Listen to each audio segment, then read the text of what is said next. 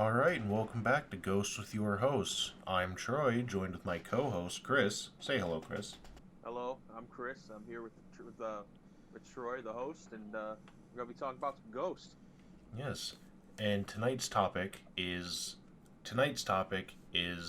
spirits of relatives and if you've had any interactions with them. And we actually do have a guest on tonight. He is Snowy for safety reasons. Say hello, Snowy. Greetings and salutations, friends. So yeah, go ahead and give us a little bit of information on that story, Snowy. Oh, yes. Well, all right. So just to give a bit of a backstory, in my family, we have had this large, old school, like radio, like kind of set slash like display case thing. It was made in like say, like the 40s or 50s, and it actually originally belonged to my opa, or in other words, my great grandfather on my dad's side, and basically what happened is like it's been passed down to my dad, and my dad had since passed it down to me, and it's actually sitting in front of me right now. I use it as a entertainment system for my TV. Yeah, but that's backstory with it. All right, now tell us about. You told us you had an experience earlier this week, actually, on Valentine's Day, where Yes. you had some sort of spiritual anomaly in which you said that you believe it may have been connected to your grandpa. Why don't you tell us about that? Well, you see, let's see here. It was late at night, like just before it had turned midnight to become Valentine's Day, which is actually which is also my grandfather's birthday. And the I was just about to fall asleep when like it had just turned to midnight, and all of a sudden I heard accordion music, like kind of playing somewhere in my room, and I looked around. Like I had I was watching something, and I was like, "Hey, what's that weird noise?" So I paused my video. I could still hear the accordion music. I was like, that's really strange." And then I was like, and then like a few minutes later, when I woke up, I was like, "Oh, oh, it's my grandpa." And I said, "Oh, happy birthday, Opa." All It's right. like, yeah. Um, Sorry, I did not mean to cut you off. Is there anything else you want to say about this experience, or Well, let's see here. Mm, Well, honestly, I I'm not sure really what to say. Really, it's just that I've always um I've always like felt whenever I thought like he or someone I knew's presence was around me, I've been able to kind of like just kind of sense it or realize. I was just like, whoa. So like actually having like a auditory like kind of like thing connected to one of my loved ones, I was like, whoa, that actually kind of like I was like taken aback. I was like, whoa. interesting? Yeah. Now, now I know we'll have some audience members who will think that you're crazy or other sort of explanation that tries to downplay this.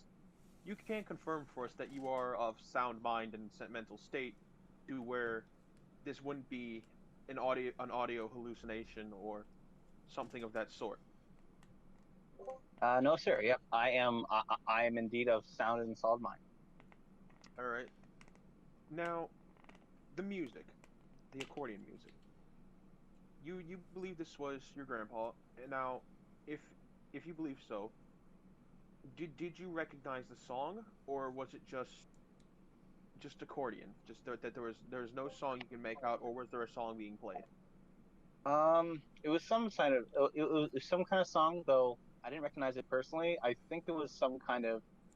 All I know is that it was some form of like German folk music or like polka music. You know what I mean? Interesting. So it's Interesting. like something that really wouldn't be broadcasted as of like kind of recent because that would seem a little out of place on the radio. Yeah, exactly. Now, this radio that belonged to your grandfather. Does it still work? And if so, do you have it plugged in, or is it entirely disconnected? And that even begs the question: do you believe it was coming from the radio? It's quite possible, yes. All right. But I do not have it say plugged in or connected to anything. Um, if anything, it does function. It's one of those like record players, like you know what I mean? Interesting. Interesting. All right.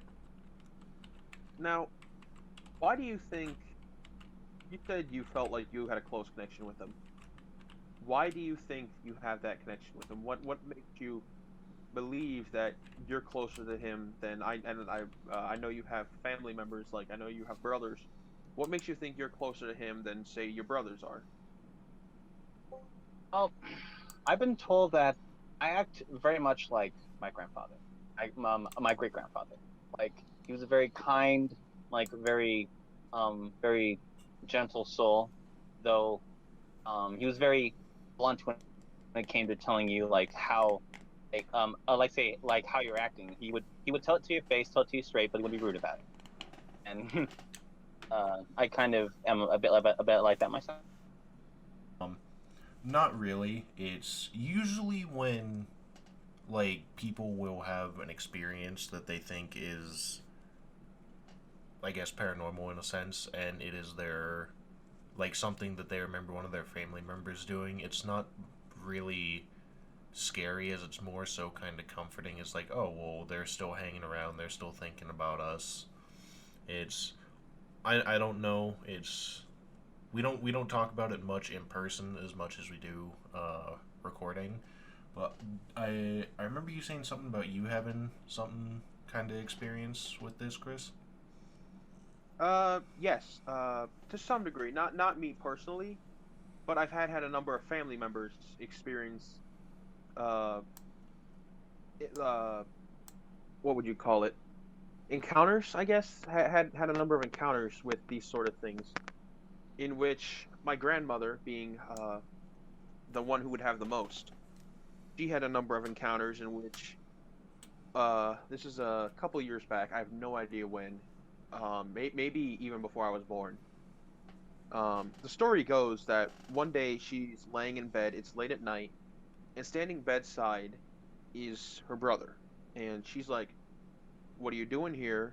Where? How did you get here? What are you doing here? You're still alive."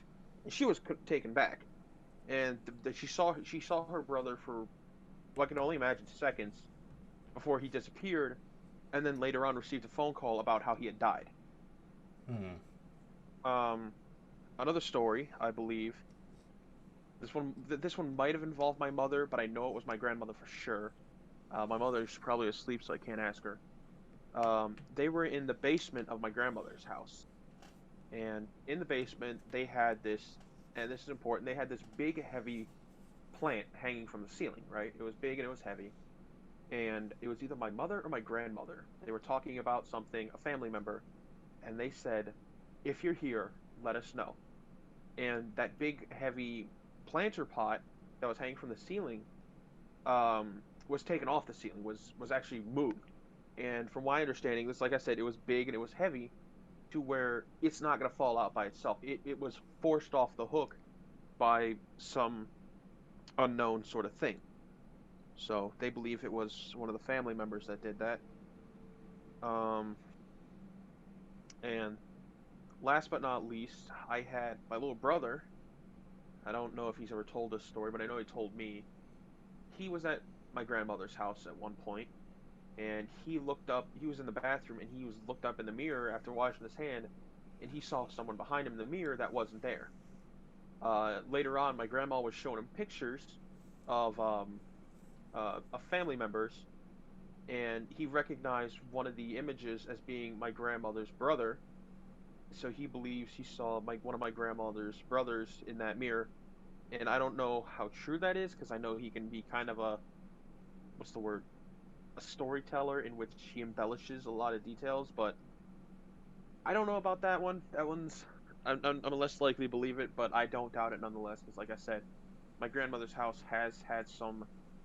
Well, my grandmother herself has had some experience with that, but I'm not too sure on what experience my little brother has had with that. Hmm. Interesting. Yeah. Yeah. Me personally, I can't say I've had any experience um with relatives that have passed. Maybe I have, and I've shrugged it off, but I can't say I've had anything of that sort. Hmm. What about you, Troy? Um, I probably have. It's been a while since something actually eventful has kind of happened. Um, I'd say probably the last one I remember happened probably 3 or 4 years ago. I was just sitting in my room, just messing around. Just got off of high school, so I was doing some homework, just sitting on my bed, and I have my headphones on, and no one else is home, and I just hear someone yelling my name. So I take my headphones off, look around, no one's home. So I put them back on, just think it's like, oh, I'm just hearing things or whatever. Then, right next to me, I feel like, you know how when someone taps your shoulder, but like from behind, so it's like they're trying to get you to look one way? Mm-hmm. It's like I felt someone tap on my shoulder like that, but the thing is, I had my back on the wall, so no one was behind me, and then I heard someone yell my name, like, real loud over my music. Hmm. And it's like I remembered it kind of sounded like my grandma, which, I mean, that's really the only experience I had with that. I know my mom had an experience with something like that. I think how the story goes is one day she came home, and this is, I think, 5 or 6 years before I was born. So she was living in her trailer, and she comes home one day, and she's feeling real bad about herself, or she's feeling real sorry, and because something happened, and something her dad always told her was you never feel sorry for yourself. Just, I don't know if that was just to like kind of toughen her up or just something, I don't know. But so she went to her room. She was just feeling sorry for herself, and all of a sudden she heard a loud crash, like someone like threw a rock through a window or something. That's her original thought process. So she goes out in the living room, and she looks around. The only thing that's out of place is the photo of her dad. It was like it was nailed to the wall, and it was flung across the room, face up, in the middle of the living room. Hmm. And then she just randomly thought about that. The one thing her dad would tell her all the time. So,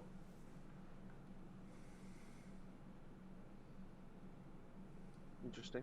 Interesting, nonetheless. Now, let me ask you, Troy. With the you said earlier that spirits that have connections with the living that often are similar to them. You say that appear more, but what other reasons do you think that spirits generally are? Beside, what other reasons well, are? it's are Why? are you mean like sorry for cutting you off? Are you mean more like familial spirits that like it's like they did things that you knew that the person would do them, or do you mean just in general like something connecting itself to you? I would say connecting itself to you and why they appear to choose and stay as they do. Appear to choose to some and not others, while Well, it's appearing to.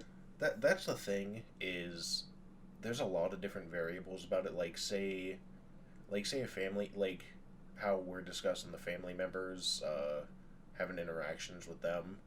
It's like it could just be a sign of like, hey, we're still here. Like think about us every now and again. And Hmm.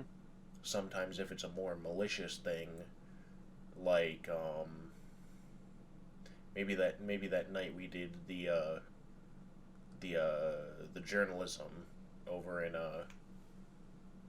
the outskirts of the city, which that'll probably be another story when we started getting followed. Mm.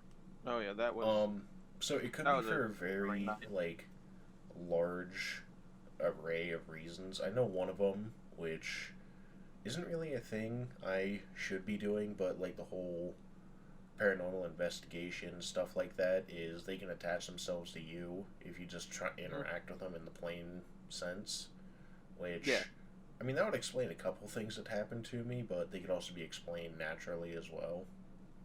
Yeah, there are coincidences that could easily be coincidental or non-coincidental, the way you depending on how you look at it. Now, this begs the question because I believe we discussed about this before that some spirits are stuck in a loop, right? They are stuck in a loop and forced to relive how they lived.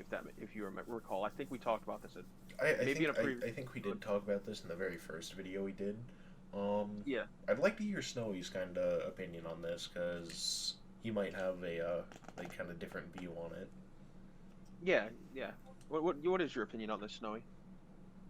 On the subject of people having experiences where they may perceive either something visual or like some other kind of interaction with a loved one that passed away. Yeah.